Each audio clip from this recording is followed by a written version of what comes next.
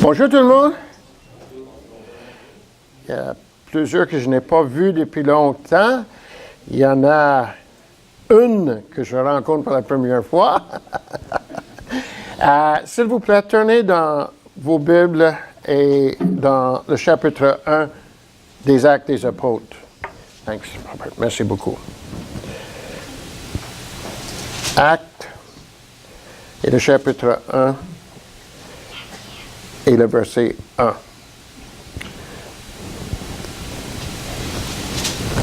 Prions.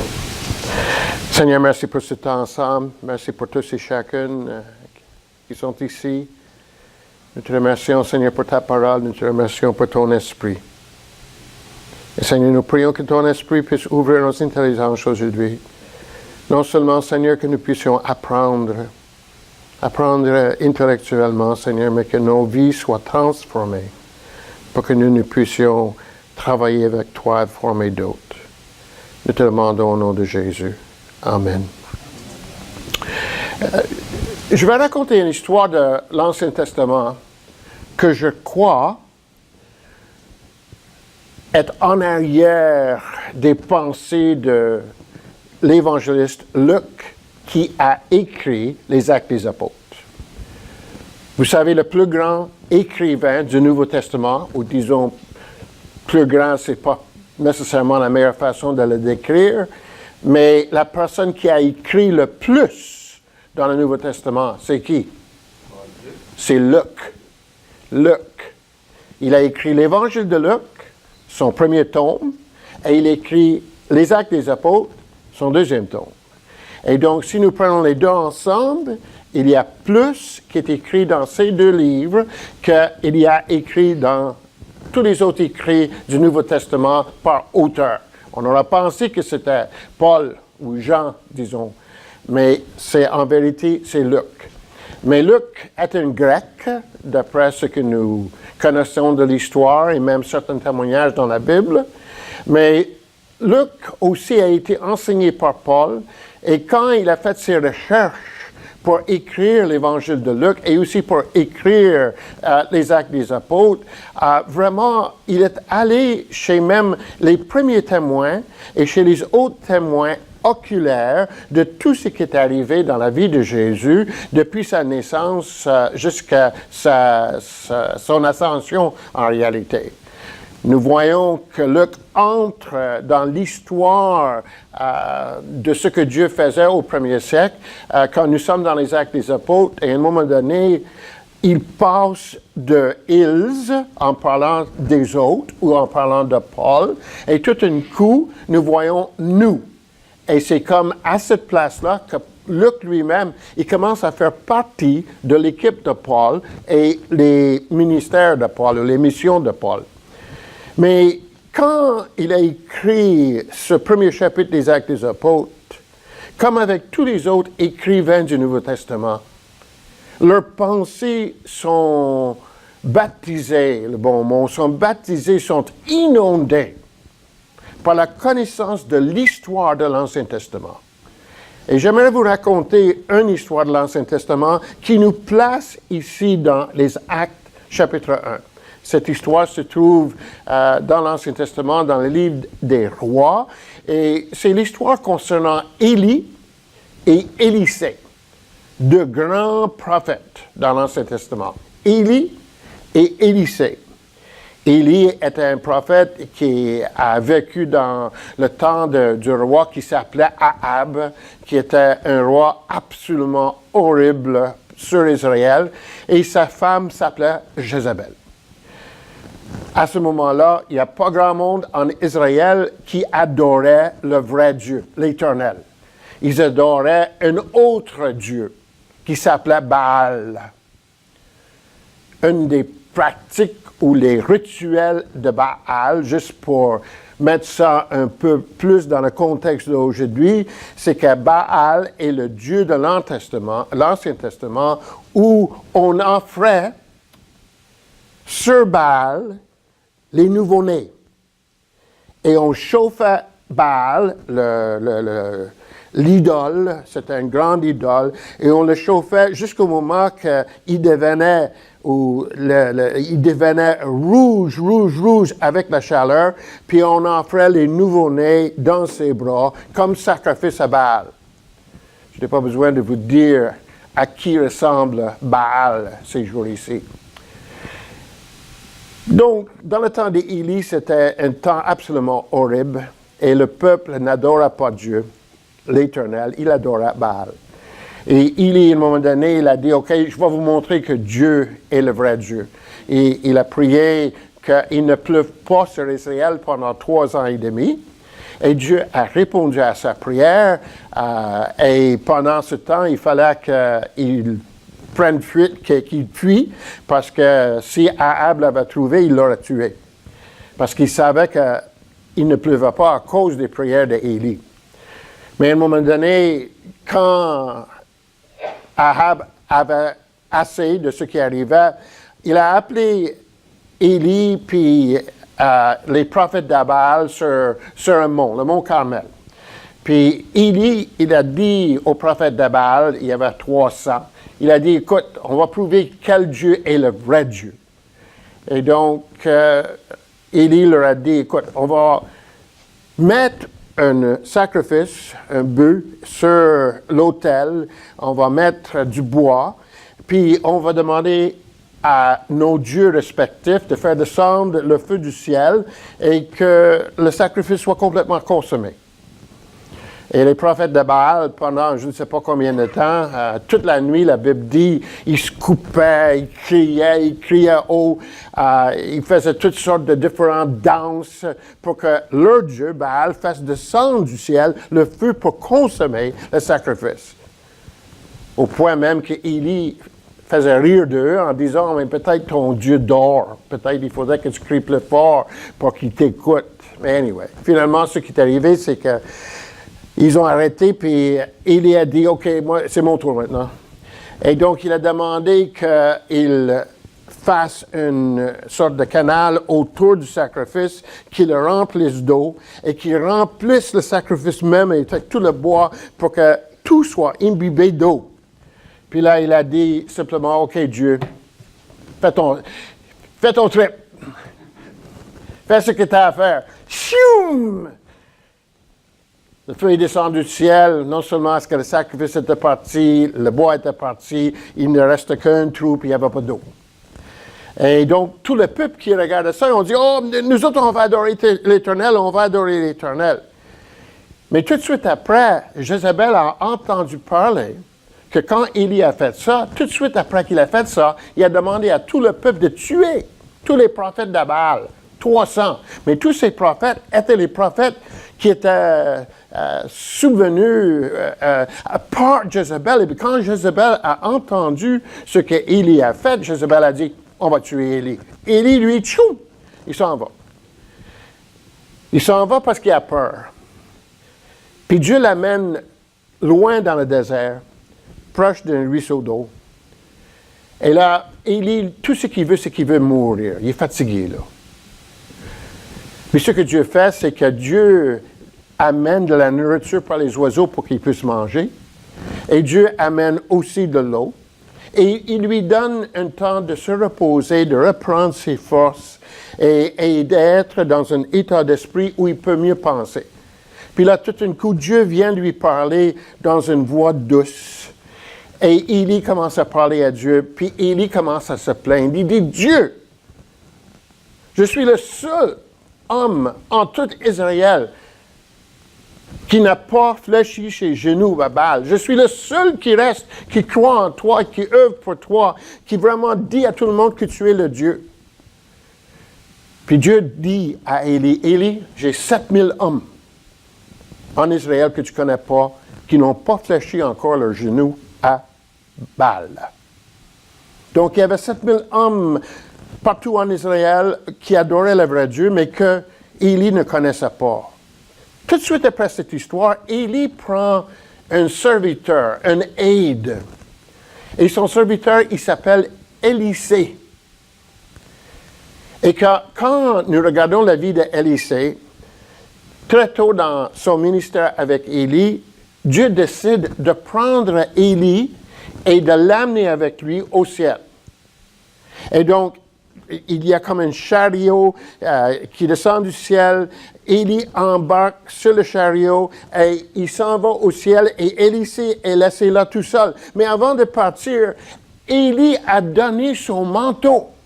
Il a donné son manteau à Élisée en disant, mais voilà, comme un symbole en disant, ce que moi j'étais, toi tu vas être. Et toi tu vas continuer le travail que moi j'ai commencé. Lisons Actes, chapitre 1, le verset 1 jusqu'au verset 14. Et je vais demander à notre lecteur professionnel qui n'était pas ici la dernière fois, mais qui est ici aujourd'hui, à lire à commençant du verset 1. Non, vas-y Jean-Marc. Si moi je prêche, toi tu lis. Trop gentil.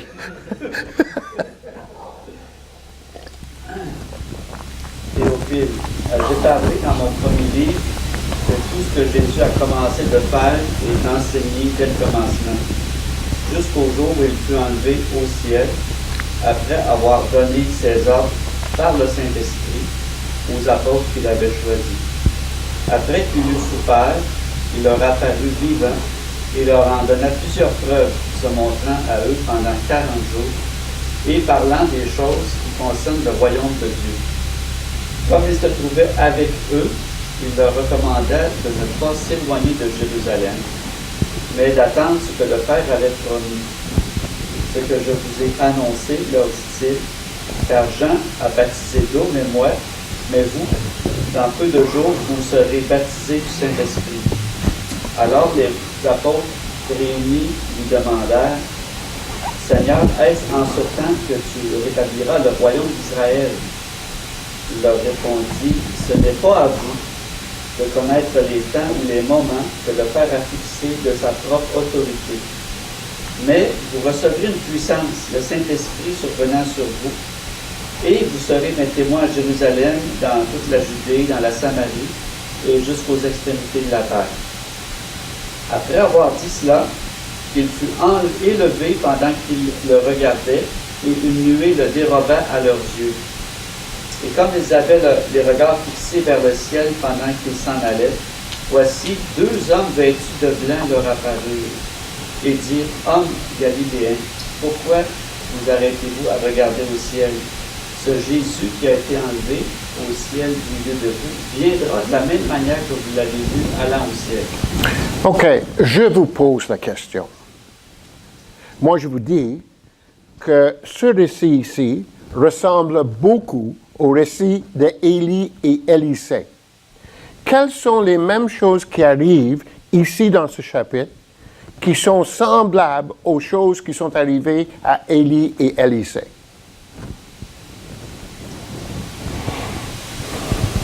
N'ayez pas peur. Tout ce que je vais vous dire, c'est que vous êtes dans les patates. Don't worry. Hein? Oui, il a souffert. Oui, ça c'est vrai. Mais il y a une histoire ici entre Jésus et les disciples ou les apôtres.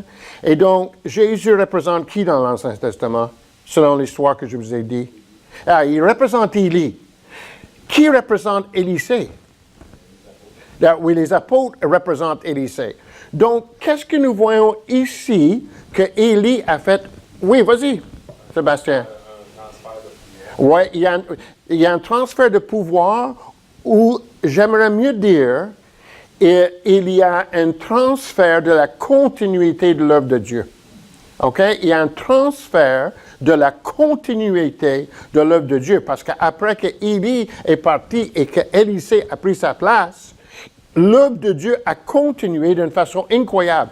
Dans l'Ancien Testament, je ne pense pas que nous voyons plus de miracles se faire par un prophète que nous voyons chez Élisée. Et son ministère est incroyable. Mais c'était une continuité de ce que Élie faisait pour que le peuple de Dieu soit complètement à l'Éternel. Mais ici, nous voyons, comme Sébastien dit, un transfert de ce pouvoir pour la continuité de l'œuvre de Dieu ou l'œuvre de Jésus. L'Ancien Testament, Élie a donné quoi? son manteau. Ici, Jésus donne quoi?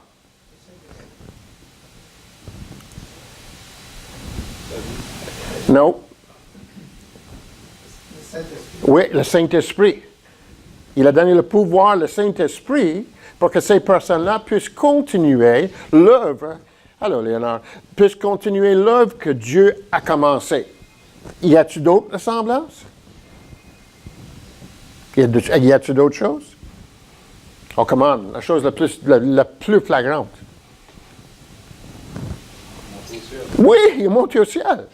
Élisée est monté au ciel, et nous voyons ici Jésus-Christ qui est monté au ciel. Et donc, c'est là où je veux venir à mon premier point. Je ne l'ai pas lu, mais dans le dernier chapitre de l'Évangile de Luc, dans Luc chapitre 24, nous parlons des 2 disciples qui sont sur le chemin d'Emmaüs. Est-ce que quelqu'un se rappelle de cette histoire? All right, Jean-Marc Sauquad, racontez-nous l'histoire. Tu as dit que tu te rappelais de l'histoire. Vas-y. Je me souviens que sur le chemin d'Emmaüs, Jésus était avec 2 disciples, mais ils n'ont pas reconnu au début. Oui. Alors c'est en marchant avec eux Oui. que tranquillement, ils ont pris conscience que c'était Jésus. OK. C'est pour ça qu'un peu plus tard, ils ont dit « Notre cœur ne brûlait-il pas au-dedans de nous lorsqu'il nous parlait? » All right. Je me souviens de l'événement en général, mais certains détails, je ne peux pas les nommer. Ça, c'est correct. Ça, c'est la version Reader's Digest. C'est quoi ça en français? Reader's Digest. Il y a un nom pour ça en français. En tout cas, c'est un... allô, Maui. Un abrégé, c'est ça. Mais disons qu'il y a des choses importantes dans cette histoire. Quand les 2 disciples, ils marchaient sur le chemin d'Emmaüs, qu'est-ce qu'ils faisaient? Qu'est-ce qu'ils faisaient sur le chemin? Je ne voulais pas lire toutes les histoires, mais je veux que vous ayez simplement l'histoire en gros. Quand ils marchaient, ils parlaient de quoi?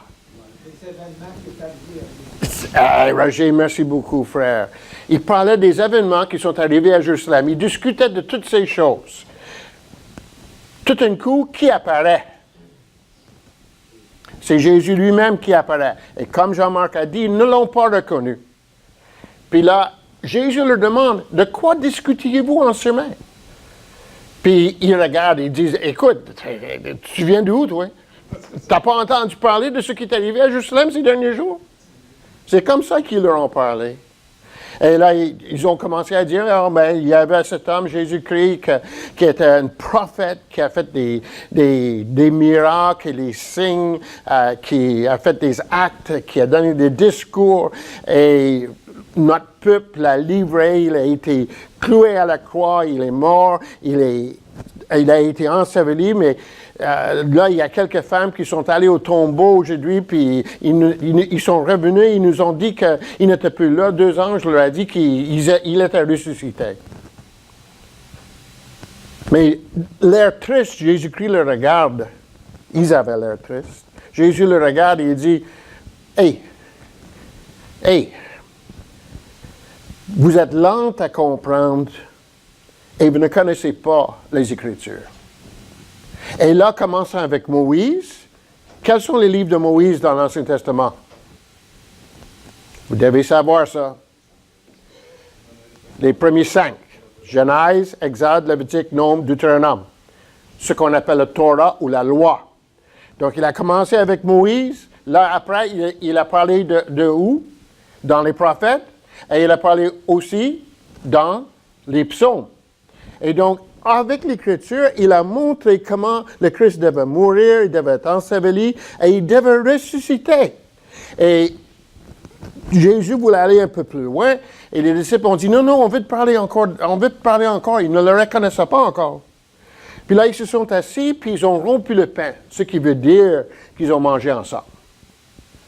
Et en rompant le pain, Jésus s'est manifesté à eux. Ils ont reconnu que c'était Jésus. Et là, ils sont retournés à Jérusalem et ils ont dit aux apôtres, écoute, on a vu Jésus, il est vraiment vivant. Mais il y a un principe ici qui est le premier principe de vraiment recevoir le manteau que Jésus nous donne, l'Esprit Saint que Jésus nous donne. et d'agir comme les vrais ambassadeurs de Christ. Et le premier principe, c'est qu'il faut connaître ce que Dieu est en train de faire. Et donc, il faut connaître le narratif. C'est bon mot français, ça? Le narratif ou le récit ou l'histoire de ce que Dieu fait depuis Genèse jusqu'à aujourd'hui. Il faut le connaître. Il faut savoir qu'est-ce que Dieu a fait. Et ce que Dieu a fait ne se place pas seulement dans le Nouveau Testament. Il y a un prédicateur évangélique récemment qui a dit aux chrétiens de son Église, et oubliez l'Ancien Testament, seulement reste dans le Nouveau Testament parce que c'est là où nous avons Jésus. Moi j'ai beaucoup de respect pour ce prédicateur, juste en passant, mais quand il a dit ça, je ne peux pas croire ça. La parole de Dieu que nous avons n'est pas simplement le Nouveau Testament, c'est aussi l'Ancien Testament. Il faut connaître la loi, il faut connaître les prophètes, il faut connaître l'histoire et il faut connaître les psaumes. Tranquille ou lentement? OK, lentement. Excuse, Jen. Et donc, il fallait qu'ils connaissent l'histoire de Dieu à travers tout l'Ancien Testament. Et là, ce qui continue avec le Nouveau Testament. Regarde comment Luc commence le chapitre 1, le verset 1. Cher Théophile, dans mon premier livre, j'ai parlé de tout ce que Jésus a commencé de faire et d'enseigner jusqu'au jour où il a été enlevé au ciel après avoir donné ses ordres au Saint-Esprit. Il a parlé de tout ce que Jésus a fait et il a enseigné. Donc, il connaissait ce que l'Ancien Testament disait concernant le plan de Dieu. Ce n'est pas du christianisme seulement de croire Jésus est mort à la croix et donc mes péchés sont pardonnés. Ça, ce n'est pas l'histoire de Dieu. Ce n'est pas ce que Dieu a prévu même avant la fondation du monde, depuis Genèse jusqu'à maintenant. Si nous pensons que seulement le fait de savoir mes péchés sont pardonnés et tout est correct et moi je suis correct, mes frères et sœurs, vous faites erreur. Il faut connaître le plan de Dieu de l'éternité jusque dans l'éternité. Et la seule place où on va le connaître, c'est dans la Bible. Jésus lui-même, il a commencé en parlant de la loi, des prophètes, des psaumes, et là, leurs yeux ont été ouverts. Il n'y avait pas de Nouveau Testament à ce moment-là. Il avait seulement l'Ancien Testament. Et leurs yeux ont été ouverts. Le problème, pourquoi on a de la misère à être ambassadeur de Dieu et de Jésus-Christ aujourd'hui, le problème, c'est que nous ne connaissons pas l'Écriture. Nous ne connaissons pas notre Bible. Est-ce que vous savez que le verset 8, regardez le verset 8 dans chapitre 1. Qu'est-ce qu'il dit? Chapitre 1 des Actes des Apôtres et le verset 8. Qu'est-ce qu'il dit, Jésus? Vous recevrez une puissance, le Saint-Esprit, survenant sur vous. Okay. Vous serez des témoins à Jérusalem, dans toute la Judée, dans la Samarie et jusqu'aux extrémités. All right, good. D'où est tiré ce verset? Ça vient de quelque part. C'est pas Jésus dit quelque chose, mais ce qu'il dit a un fondement ailleurs. Où? Come on. Si quelqu'un sait, inquiétez-vous pas. Tout ce que je vais vous dire, c'est que vous êtes dans les patates, si vous n'avez pas raison. Où? Frères et sœurs, ça c'est la raison pourquoi mon cœur veut que vous compreniez que lire la parole de Dieu régulièrement, pas pour comprendre chaque mot, mais pour comprendre l'histoire, d'avoir l'histoire qui est imprégnée dans nos cœurs, pour que l'Esprit Saint puisse ouvrir nos cœurs, pour que nous puissions comprendre tout le plan de Dieu. Ces versets viennent d'Isaïe, où la promesse est faite que nous recevrons quoi? Le Saint-Esprit. Les témoins de Jéhovah arrivent à notre porte et ils disent, nous sommes les témoins de Jéhovah. Je dis, c'est bon, c'est formidable, sauf que dans le Nouveau Testament, ce verset a été changé. Le verset dans le Nouveau Testament ne dit pas, vous serez mes témoins, Jéhovah. C'est qui parle ici dans le verset 8? Jésus, vous serez mes témoins. Il est en train de dire exactement la même chose en Isaïe, sauf que les témoins ne sont pas les témoins de Jéhovah, les témoins sont les témoins de Jésus. Quand vous arrivez devant les personnes qui vous parlent de la parole de Dieu, si vous ne le lisez pas, si vous ne le comprenez pas, vous ne serez pas capable d'être les ambassadeurs. Il faut être capable de répondre, mais d'une façon qui vienne de la parole de Dieu. Et là, ici, dans Actes et le chapitre 1, il parle des événements les plus importants dans l'histoire de Jésus. Maintenant, ça, c'est un autre point. Je sais, j'ai seulement 4 minutes, René. Et je vais vraiment finir en 4 minutes, ou 5 minutes, ou 6 minutes.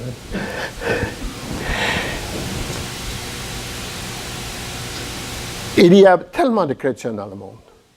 Les catholiques romains, les protestants, les évangéliques, les pentecôtistes, les baptistes, les réformés, nommez-les comme vous voulez. Et chacun fait son griot à sa façon.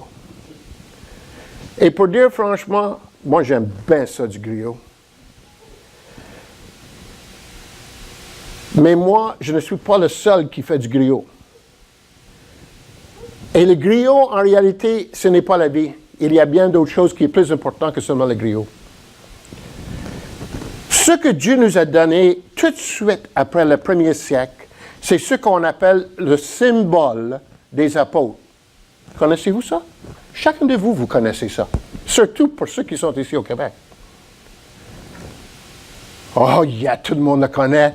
Quand nous étions dans l'Église, quand nous étions jeunes, chacun de nous, nous répétions à chaque dimanche ou à chaque jour qu'on était à la messe, on répétait le symbole des apôtres. Je crois en Dieu, le Créateur, le Père, et continuons. Chacun des éléments qui est mentionné là, on appelle ça le symbole des apôtres. Savez-vous pourquoi?